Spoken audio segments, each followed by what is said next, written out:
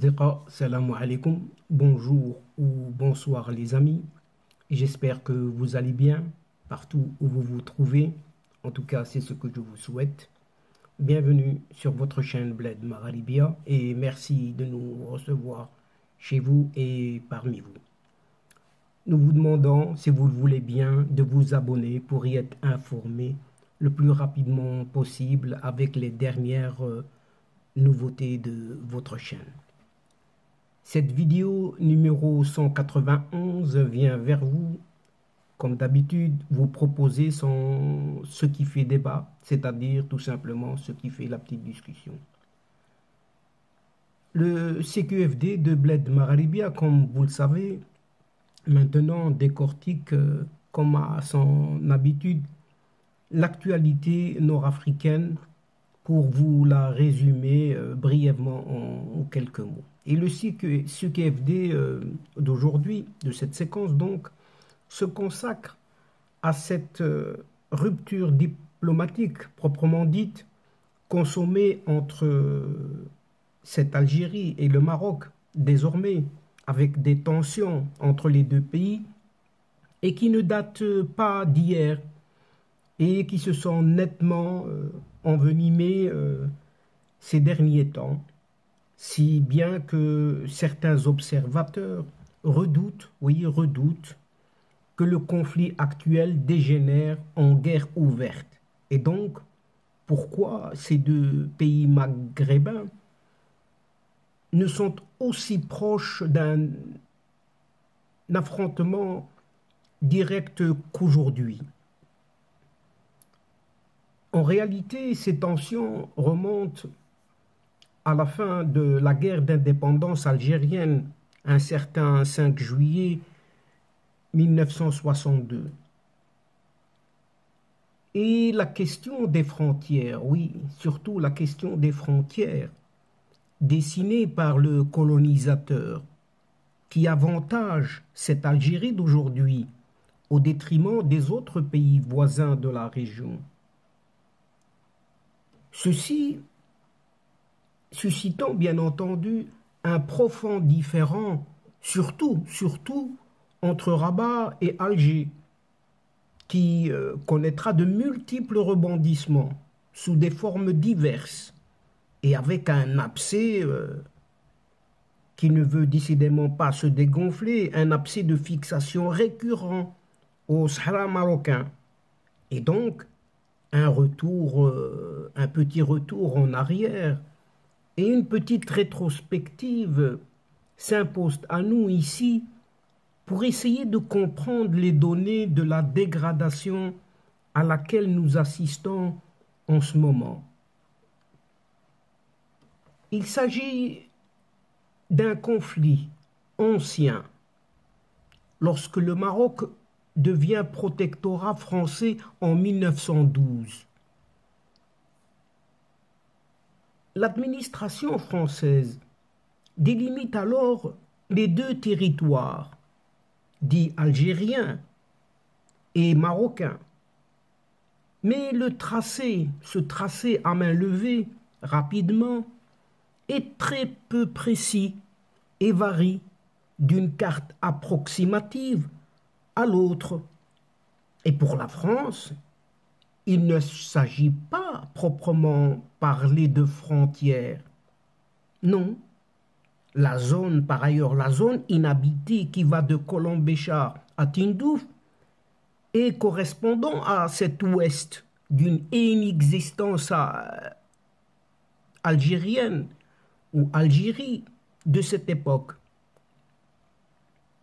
Le regard sur ce territoire allait fondamentalement changer à partir de 1952, date à laquelle la France y découvre un gisement de pétrole et des minerais de fer, de manganèse, etc.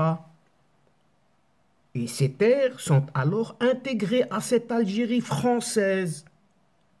Et pour la France, il s'agit de les inclure dans son territoire sur le long terme, l'Algérie étant sous autorité française, alors que le Maroc n'est qu'un petit protectorat appelé à s'affranchir de la tutelle de Paris. Mais dès son indépendance, en 1956, le Maroc revendique ce territoire, affirmant qu'il fait partie du Maroc historique. Et la France répond à cette demande en proposant à Rabat un marché. Ce territoire pourrait être restitué au Maroc en contrepartie de la mise en place d'une certaine organisation commune des régions sahariennes qui serait chargée d'exploiter les gisements miniers de cette partie du Sahara au bénéfice commun du Maroc et de la France.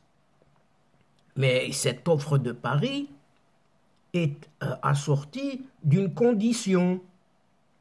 Oui, une demande, celle de ne pas abriter d'insurgés algériens, non encore indépendants. Et Rabat rejette cette proposition, préférant discuter directement avec les Algériens après leur indépendance. Et même en juillet 1961, Hassan II, qui vient d'accéder au trône, reçoit à Rabat Farhat Abbas, le président du GPRA, ce gouvernement provisoire de la République algérienne. Et une convention est signée au terme de la rencontre.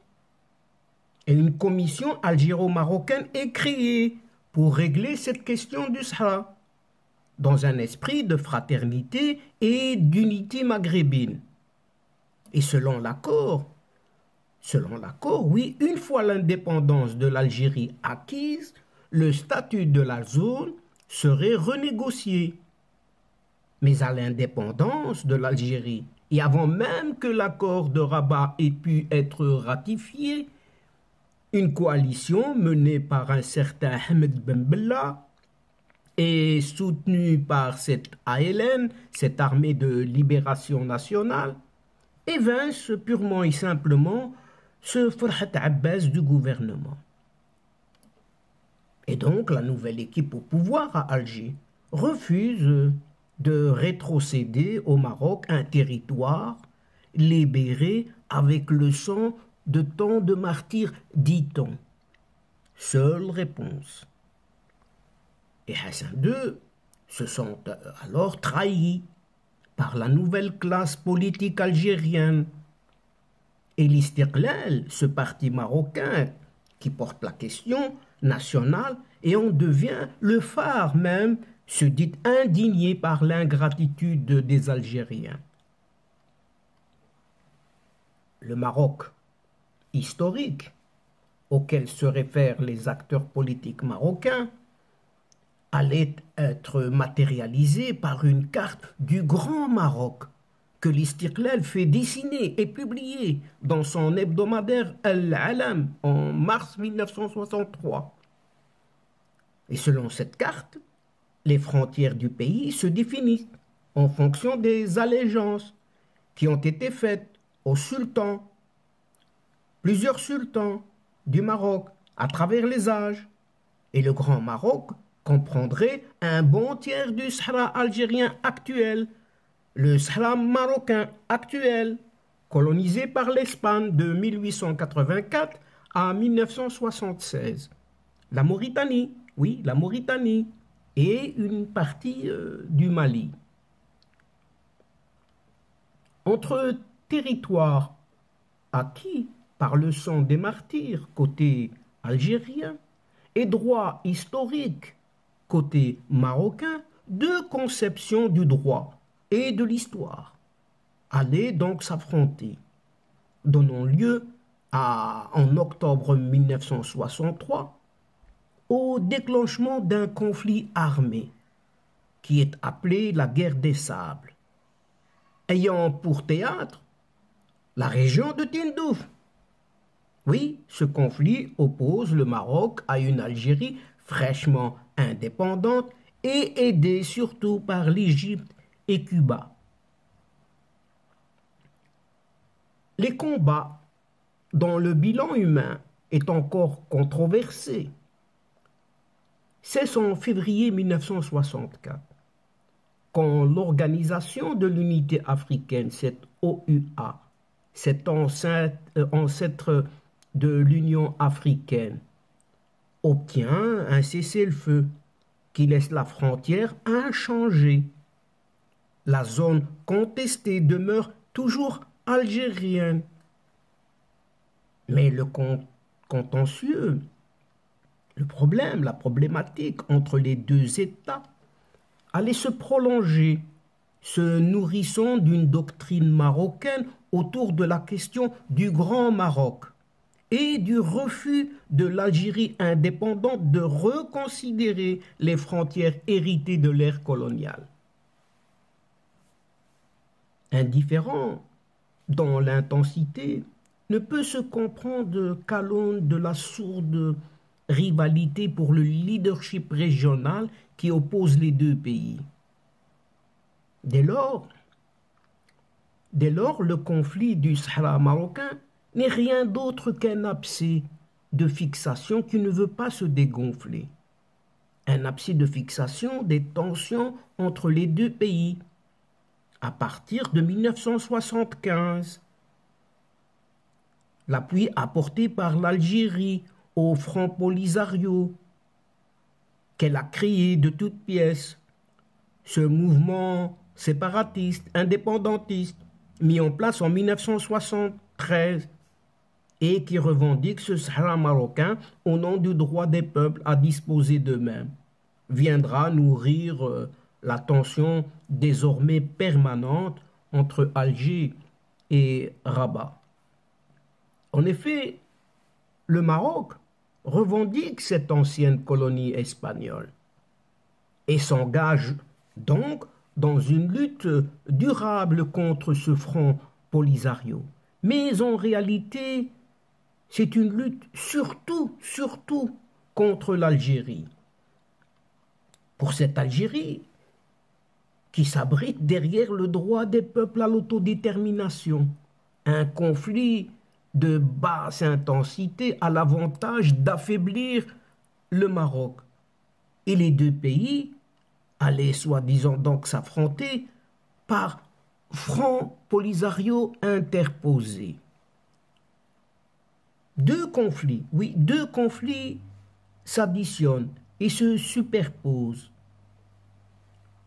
L'opposition territoriale entre l'Algérie et le Maroc, d'une part, et le conflit de décolonisation entre pseudo-sahraouis et marocains, qui n'aurait pu se prolonger pendant près d'un demi-siècle tout de même, si le contentieux algéro-marocain n'avait pas lourdement pesé sur son déroulement. En accueillant les réfugiés sahraouis à Tindouf, symboliquement, après l'installation du Maroc sur ce territoire qu'il a récupéré, en mettant sa diplomatie au profit du Front Polisario et en l'armant, l'Algérie donnait un autre aspect à ce dernier conflit de décolonisation d'Afrique.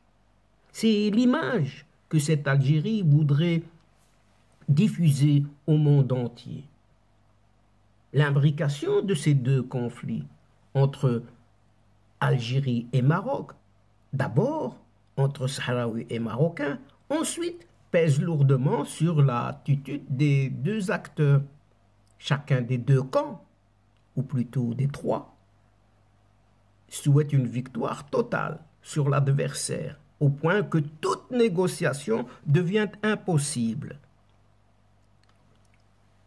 Et l'impuissance des Nations Unies en charge du règlement de ce conflit saharien depuis 1991 est sans doute à lire à travers ce prisme, et l'implication de l'Algérie dans le dossier du Sahara marocain provoque une rupture des relations diplomatiques entre l'Algérie et le Maroc, d'abord entre 1976 et 1988.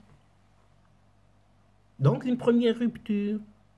Pour autant, la reprise des relations ne contribue pas à dissiper la conflictualité et en 1994, le ministre marocain de l'Intérieur de l'époque a laissé entendre que les services secrets algériens pouvaient avoir commandité l'attentat terroriste qui s'est produit dans un hôtel de Marrakech, faisant 2 victimes espagnoles.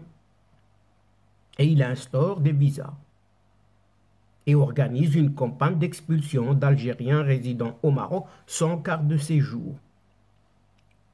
Et la riposte d'Alger est immédiate avec la fermeture de la frontière terrestre. Le président algérien de cette époque, à partir de 1999, a tenté de rompre cette spirale de tension et de rupture sans succès, puisqu'il est heurté, comme on le sait, à cette intransigeance de l'état-major de l'armée algérienne qui gère le dossier des frontières et qui gère en tout cas toute l'Algérie, pour ainsi dire. Et la relation avec le Maroc est bien plus encore, tant l'armée est impliquée dans la vie politique algérienne. La brouille aura des effets majeurs sur les échanges commerciaux et culturels entre les deux pays, et la coopération est quasi inexistante, exception faite d'un certain gazoduc qui relie l'Algérie à l'Europe, en passant par le Maroc. Le différend bloque toute interaction au niveau horizontal et rend impossible l'intégration de la région, c'est-à-dire la mise en place de l'Union du Maghreb qui a pourtant été signée en 1989. Rappelons-nous-en.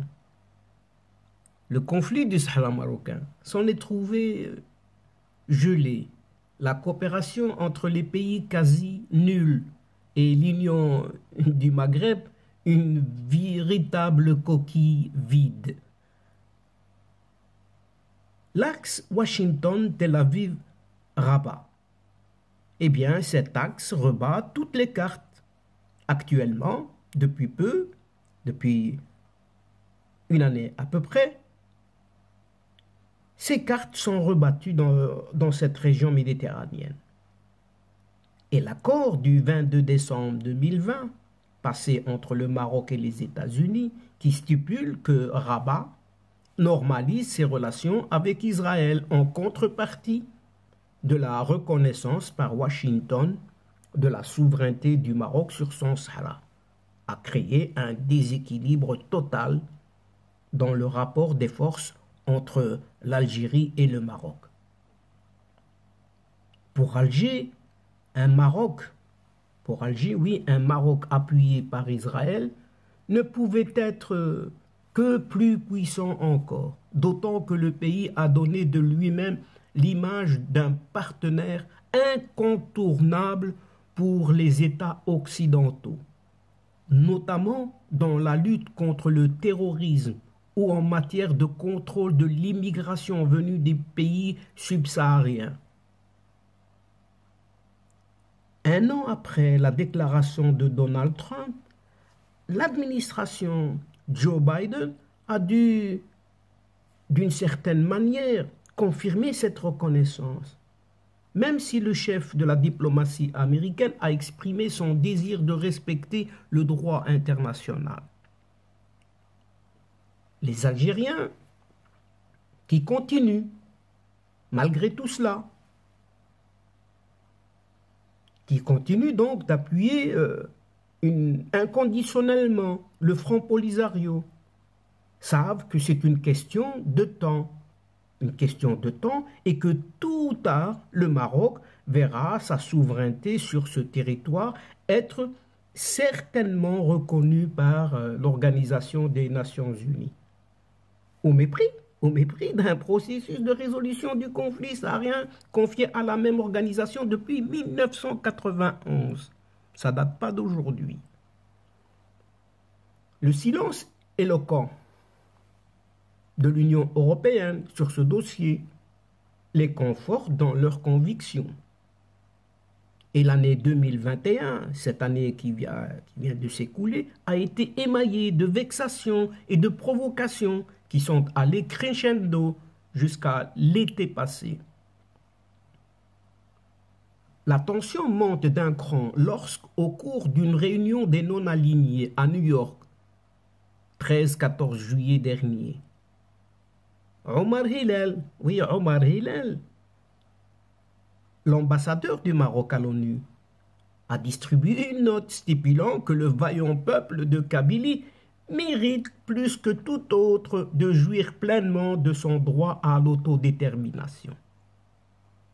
Et un mois plus tard, c'est Yair Lapid, le ministre israélien des Affaires étrangères en visite à Rabat, qui déclarait en présence de son homologue marocain Nasser Bourita qu'il était inquiet du rôle joué par l'Algérie dans la région du rapprochement d'Alger avec l'Iran.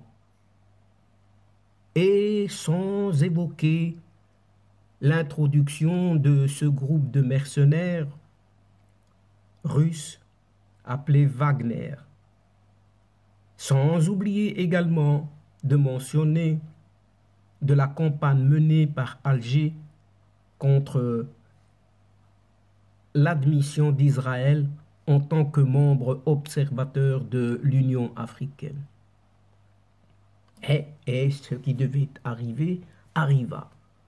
Le 24 août dernier, l'Algérie annonce la rupture de ses relations diplomatiques avec le Maroc. Et le Haut Conseil de sécurité algérien, présidé par celui qui s'appelle encore le chef de l'État, cet athée, ferme l'espace aérien du pays à tout appareil civil ou militaire immatriculé au Maroc. Évidemment, la frontière terrestre étant fermée depuis 1994. L'impact de cette rupture des relations est politique et elle met néanmoins un terme au seul cas de coopération entre les deux pays, ce qui restait en tout cas le dernier point, le fameux gazoduc Maghreb-Europe, ce GME. Le gaz est ici, comme ailleurs, utilisé comme un moyen de pression avec un contrat qui liait les deux pays pour alimenter le Maroc en gaz et pour le transit a été interrompu le 31 octobre dernier. Et c'est difficile de croire le Maroc qui affirme par un communiqué de l'Office national de l'électricité et de l'eau que l'impact de cette décision sur le système électrique marocain est insignifiant. Le pays ayant pris toutes ces dispositions. Car depuis 1996 déjà, le Maroc est un pays de transit pour le gaz algérien exporté en Espagne et au Portugal. 10 milliards, oui, 10 milliards de mètres cubes sont ainsi transportés chaque année. Et le Maroc perçoit des droits de péage en gaz et le reste de sa consommation est facturé à des tarifs, disons, avantageux. La réponse marocaine s'inscrit dans le prolongement du conflit, puisque cette ONE, cet Office national d'eau et d'électricité, affirme que même si les deux centrales électriques qui fonctionnent grâce au gaz algérien venaient à s'arrêter, le consommateur marocain ne s'en rendrait pas compte, car pour compenser la perte, le Maroc dispose de plusieurs options. Les alimenter en charbon, en produits pétroliers, ou bien importer plus d'électricité. Le Premier ministre actuel, oui, le Premier ministre actuel est en négociation avec Madrid au sujet d'un probable renvoi du gaz algérien à partir de l'Espagne. Ce dernier pays serait quant à lui toujours alimenté par l'Algérie. Cette Espagne serait alimentée par l'Algérie par voie sous-marine à travers un autre gazoduc, ce Medgaz. un gazoduc méditerranéen. Toutefois, ce pipeline est aujourd'hui au maximum de sa capacité. 8 milliards de mètres cubes seulement y transitent chaque année par rapport aux 20 milliards. La différence est vite calculée. Pour compenser la différence, il faudrait élargir le pipeline ou transporter le gaz liquéfié par méthanier. Autant de moyens qui impliquent un coût supplémentaire qui ne peut que se répercuter sur le consommateur, et qu'il soit espagnol, marocain. L'énergie est donc la dernière arme qu'a choisi d'utiliser l'Algérie, donc sa dernière carte dans sa guerre sans fin contre le Maroc. Mais les armes conventionnelles, oui, les armes conventionnelles pourraient aussi parler entre les deux pays étant en ces derniers temps les plus grands acheteurs d'armes en Afrique après l'Égypte. Et voilà, chers amis, en résumé, pourquoi le Maroc et l'Algérie n'ont jamais été aussi proches d'un affrontement direct.